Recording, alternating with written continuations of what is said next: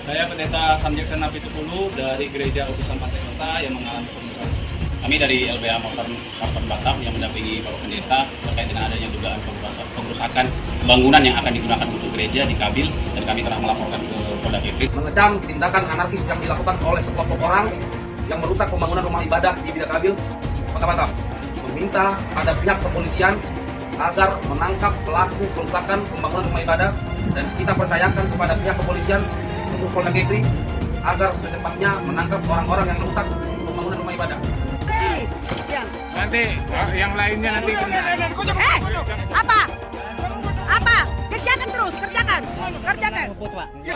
RW 21, RT 004. Ayo, hancurkan semua. Ayo, hancurkan aja. Ya, hancurkan.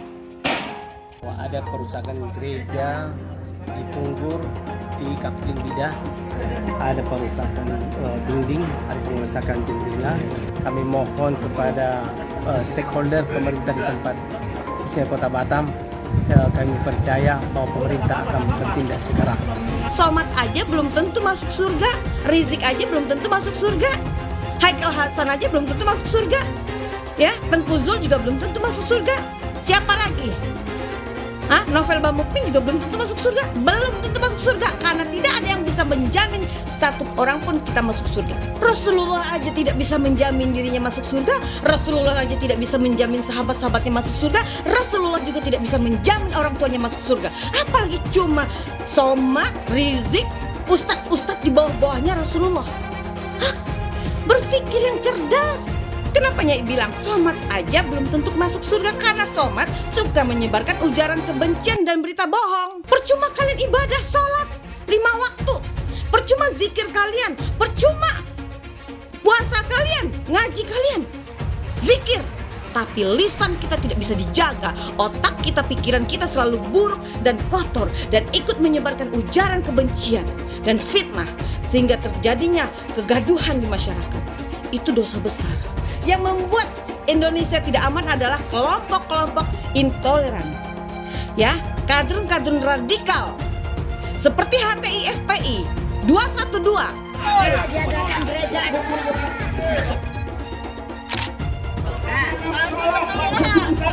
Tak boleh, tak ada orang gereja di sini. Tak boleh, iya. Oh, tak boleh. Bukan tempat orang untuk gereja di sini.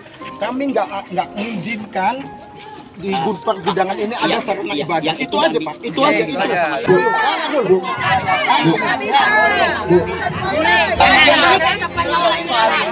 Tak boleh. Soal itu bukan urusan saya, karena nanti saya urusan kepolisian.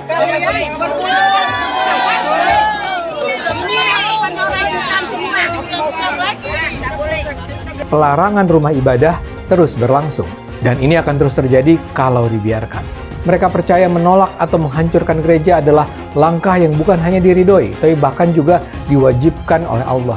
Karena mereka percaya dengan ayat-ayat Al-Quran yang menurut mereka memerintahkan umat Islam untuk memerangi kaum kafir. Ayat-ayat memerangi kaum kafir itu memang ada dalam Al-Quran, tapi makna kafir di sana tidak pernah berarti semua orang non-Muslim. Karena itu sungguh mengherankan bahwa MUI merasa tidak perlu bersikap soal pelarangan gereja ini. Pendiaman ini menyebabkan serangan terhadap umat Kristen terus berlangsung. Bila MUI terus membiarkan kejahatan ini terus terjadi, nama Islam akan terjerumus ke dalam lembah kehinaan. Bahkan lebih dari itu, bila MUI bungkam, MUI sebenarnya sedang membiarkan para pelaku penyerangan dan perusakan itu berada di jalan yang sesat. Akibatnya Islam nampak sebagai sebuah agama yang penuh kebencian, permusuhan, dan sama sekali tidak bisa disebut sebagai agama damai. MUI harus menyerukan dihentikannya pelarangan gereja. MUI harus menyerukan umat Islam untuk menganggap umat Kristen sebagai saudara. Banyak yang DM dan mention, "Bang, bahas Hindu ekstrim dong." Jawaban gue, gak usah kejauhan bahas Hindu ekstrim. Sementara di depan mata lo masih banyak Islam ekstrim yang hampir setiap minggu bubarin ibadah non-muslim dan nolak rumah ibadah non-muslim. Nih, hari Minggu 30 Juli 2023. Hari Minggu 23 Juli 2023. Hari Minggu 2 Juli 2023. Kenapa harus di sini? Di lingkungan yang mayoritas non-muslim. Sok-sok ngurusin Hindu ekstrim di seberang lautan, ada Islam ekstrim di depan mata gak kelihatan. Introspeksi negeri sendiri dulu sebelum ngurusin negara orang. Asalnya gedung ini tidak digunakan lagi untuk kegiatan ibadah. Yang mencoreng kota Binjai dari kereligiusannya, dari kedamaiannya. Kita meminta supaya tidak ada kegiatan di sini. Kami dari masyarakat yang berada dari lingkungan 1 sampai 6 turun untuk pokoknya dilarang beraktivitas tersebut. Jadi kalau misalkan ada tamu, tadi kan kami dengar. Kami dengar di tamu. Kami cuma berdoa. Kami berdoa aja. Cuma 12 orang. Iya, cuma kan izinnya itu.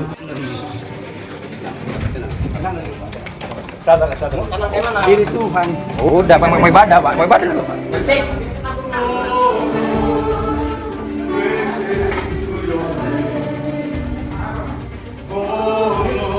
Poin penting di SKB 2 Menteri ini yang perlu kita ketahui bersama.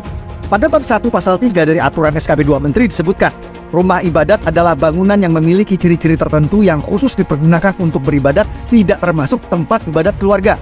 Poin pentingnya adalah tempat ibadat keluarga tidak perlu pakai izin. Apa itu yang dimaksud dengan tempat ibadat keluarga? Kalau di Islam namanya musola, kalau di Kristen namanya kapel atau rumah doa. Apakah perlu izin untuk bikin musola di rumah atau di ruko? Tidak. Begitu juga untuk bikin kapel di rumah atau di ruko, tidak perlu minta izin. Jadi umat Kristen ibadah di rumah atau di ruko tidak perlu minta izin. Saya ulang, tidak perlu minta izin. Banyak Pak Pendeta dan jamaah tidak tahu pengecualian ini, sehingga mereka pasrah saat ada yang datang membubarkan. Ibadah di rumah dan di ruko sama seperti umat Islam sholat jamaah di musola rumah atau di musola ruko. Dibolehkan oleh SKB 2 Menteri dan tidak perlu minta izin pada siapapun. Jadi tolong pahami pengecualian ini dan jangan lagi mau dibubarkan. Alasan pembubaran selalu menggunakan alasan izin. Kenapa ada keinginan untuk menutup dan mengganggu rumah ibadah agama minoritas, terutama agama Kristen. Apakah penceramah-penceramah itu percaya bahwa dengan mengganggu atau menutup atau melarang ibadah agama Kristen atau minoritas, mereka bisa masuk surga? Apakah seperti itu ajaran mereka? Makanya saat berceramah, Abdul Somad selalu mengajarkan intoleransi dan selalu menghujat agama lain, seperti mengatakan disalib atau kafir. Menurut saya, pemerintah pusat harus terus berkomunikasi dengan para pemuka agama atau penceramah agama, seperti Abdul Somad yang selama ini masih merasa dan percaya bahwa kehadiran gereja adalah hal yang harus ditolak. Dan para pemuka agama itu harus sadar bahwa menolak pembangunan gereja bukan saja bertentangan dengan konstitusi, tapi juga bertentangan dengan ajaran agama itu sendiri. Kita mau jujur, SKB 2 Menteri hanya berlaku bagi kaum minoritas saja. SKB 2 Menteri seringkali digunakan menjadi instrumen atau alat untuk menggebuk kaum minoritas, mengancam kebebasan beribadah. Mirisnya tidak terlihat semangat dan kesungguh-sungguhan dari Kementerian Agama dan pemerintah Indonesia untuk merevisi SKB 2 Menteri ini.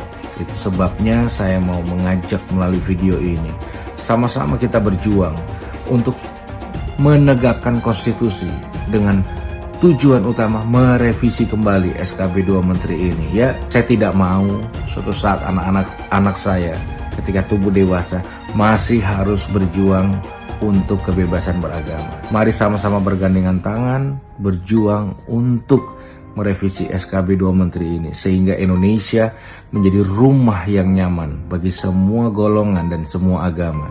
Sebenarnya penegakan hukum di Indonesia ini untuk orang-orang intoleran itu sudah bagus, asal jangan pernah berpikir kalian minoritas. Kalau kalian tidak melaporkan, bagaimana bisa diproses? Nunggu sejuta umat bersuara, menyuarakan itu, tapi cuma komentar, tindakannya nggak ada. Bilangnya apa? Kita cuma minoritas. Itulah karena kalian tidak nasionalis, makanya kalian itu mengecilkan diri kalian sendiri. Kita ini punya hak yang sama di Indonesia, ya. Semua yang beragama itu mempunyai hak beribadah. Sejauh ini cuma teman-teman dari Dharmapala loh yang berani menuntut keadilan, bukan karena mereka minoritas, tapi karena mereka punya hak yang sama sebagai warga negara Indonesia. Apakah dalam prosesnya teman-teman Dharmapala itu lancar-lancar saja? Tidak.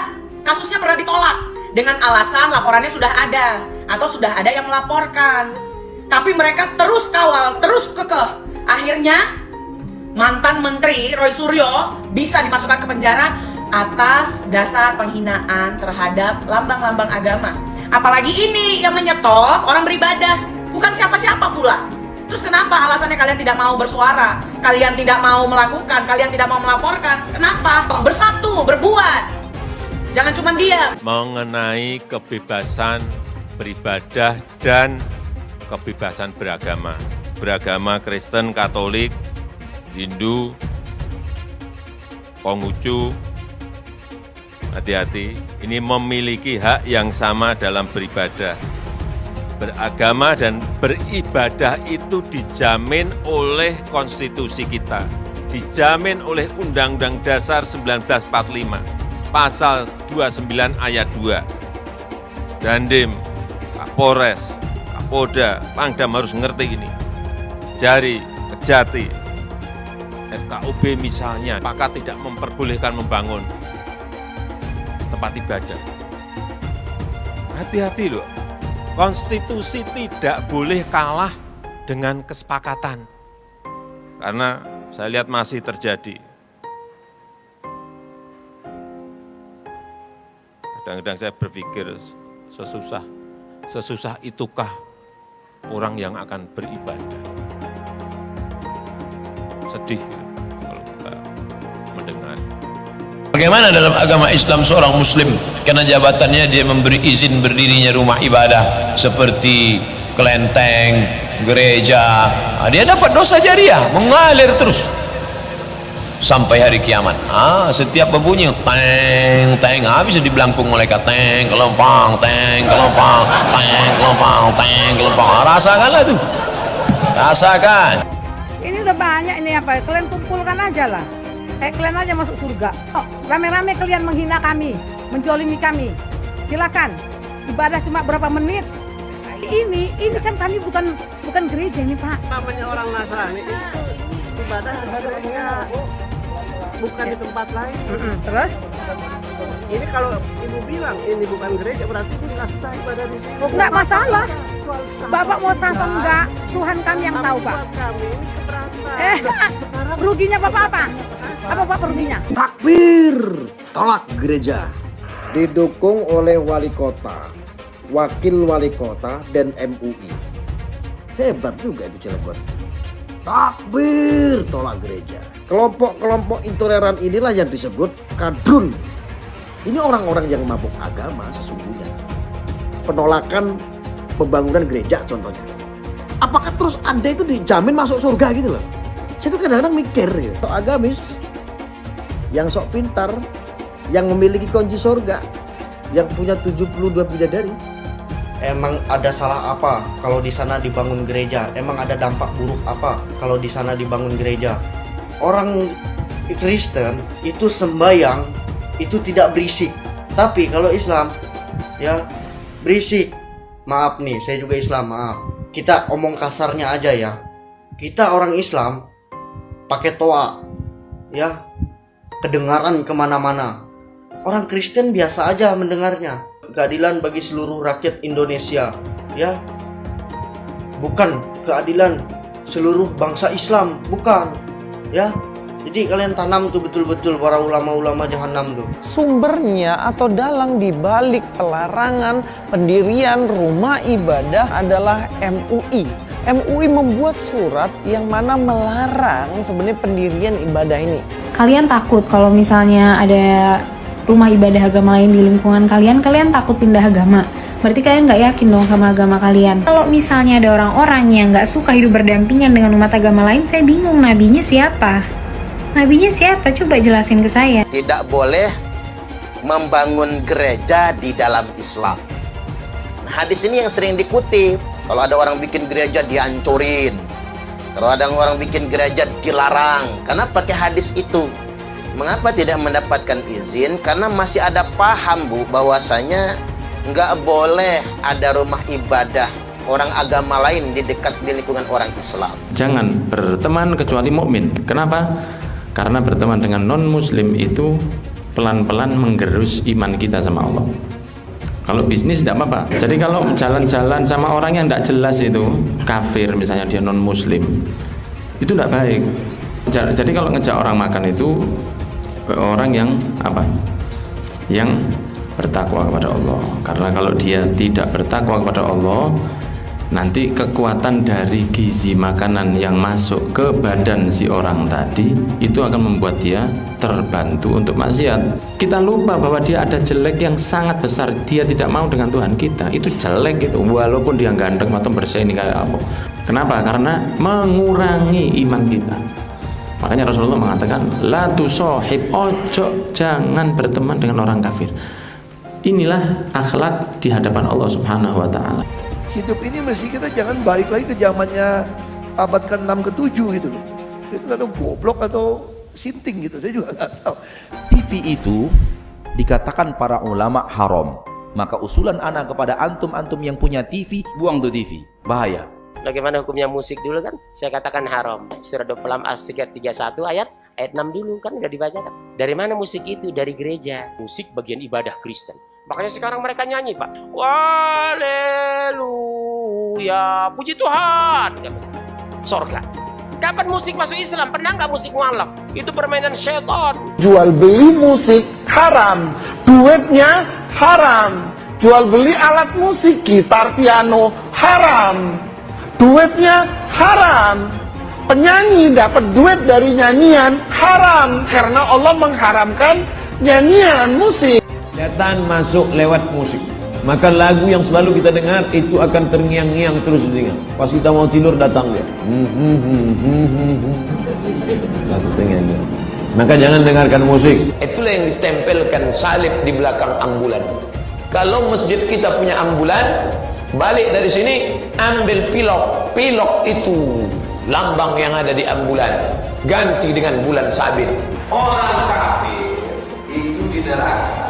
Dimaksud patung Yesus Kristus, patung Brahma, Hindu Siwa, patung semua patung itu jadi bahan bakar api neraka. Nanti membakar orang yang menggambarnya. Apakah ini adalah Tuhan, Bapak sekalian? Tidak, ini bukan Tuhan. Kalau dia punya tangan kayak manusia, tangannya 4. Kalau gitu kalau ada barangnya 8 gimana? Tambah lagi tangannya. Apakah ini adalah Tuhan, Bapak sekalian?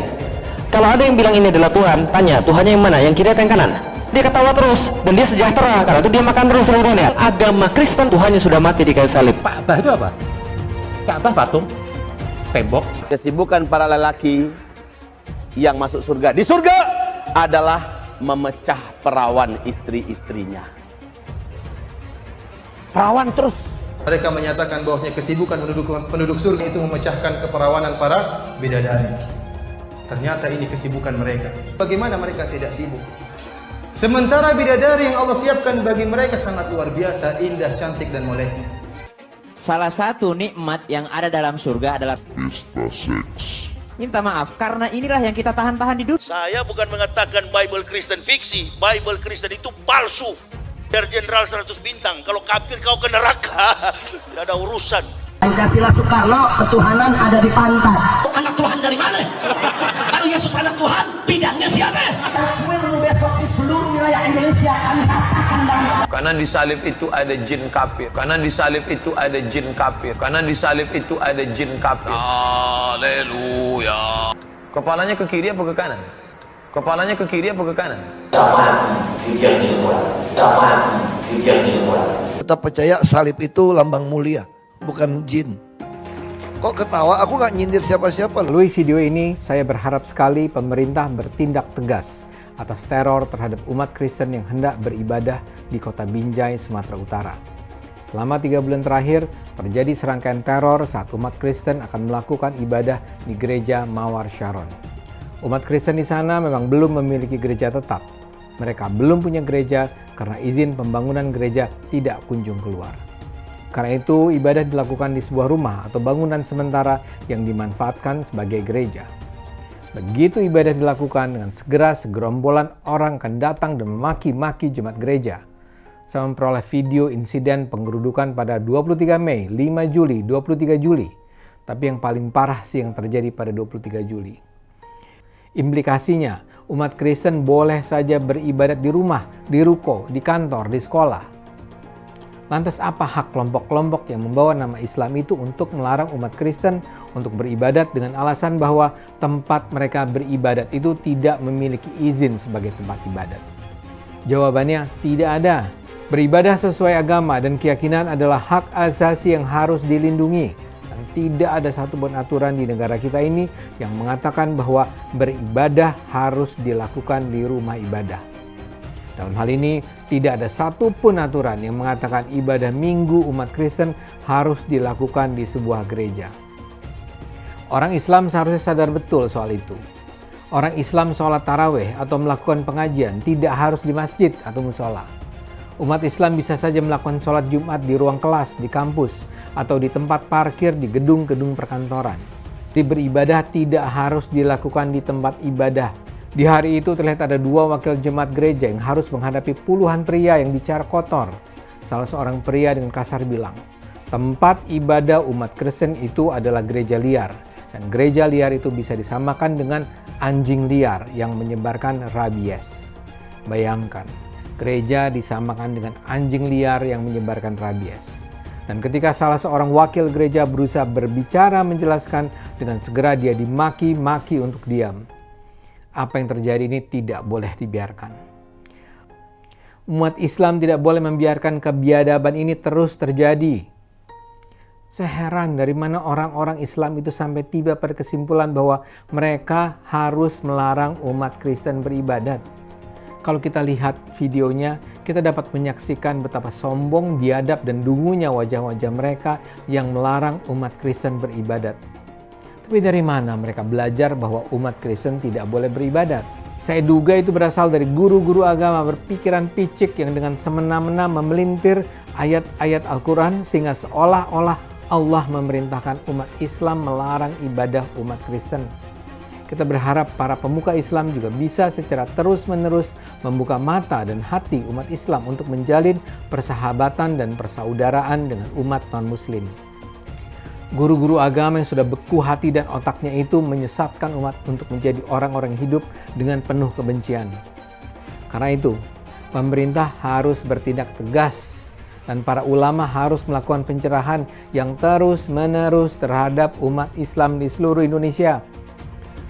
Pemerintah dan aparat hukum harus menunjukkan bahwa aksi pelarangan umat beribadah adalah tindakan yang bertentangan dengan hukum dan karena itu harus mendapat sanksi pidana yang tegas. Ulama Indonesia tidak bisa hanya bicara bahwa Islam adalah agama damai, tapi kemudian membiarkan umat Islam melakukan tindakan biadab, melarang umat Kristen beribadat. Kalau perlu, Majelis Ulama Indonesia mengeluarkan fatwa yang mengharamkan umat Islam melakukan aksi pelarangan umat agama lain beribadah. Ulama Indonesia perlu mengajarkan bahwa pelarangan umat Kristen dan pelarangan pembangunan gereja adalah tindakan yang bertentangan dengan ajaran Islam. Jumpa lagi dengan saya di channel Jonas Leong. Terima kasih banyak buat kalian yang sudah like dan subscribe di channel Jonas Leong. Sebelum video ini dimulai, saya mau nanya, kenapa ada keinginan untuk menutup dan mengganggu rumah ibadah agama minoritas, terutama agama Kristen? Apakah penceramah-penceramah itu percaya bahwa dengan mengganggu atau menutup atau melarang ibadah agama Kristen atau minoritas, mereka bisa masuk surga? Apakah seperti itu ajaran mereka? Silahkan tuliskan pendapat kalian di kolom komentar. Masalah intoleransi semakin tak terbendung. Lebih dari 200 gereja ditutup secara paksa 10 tahun belakangan.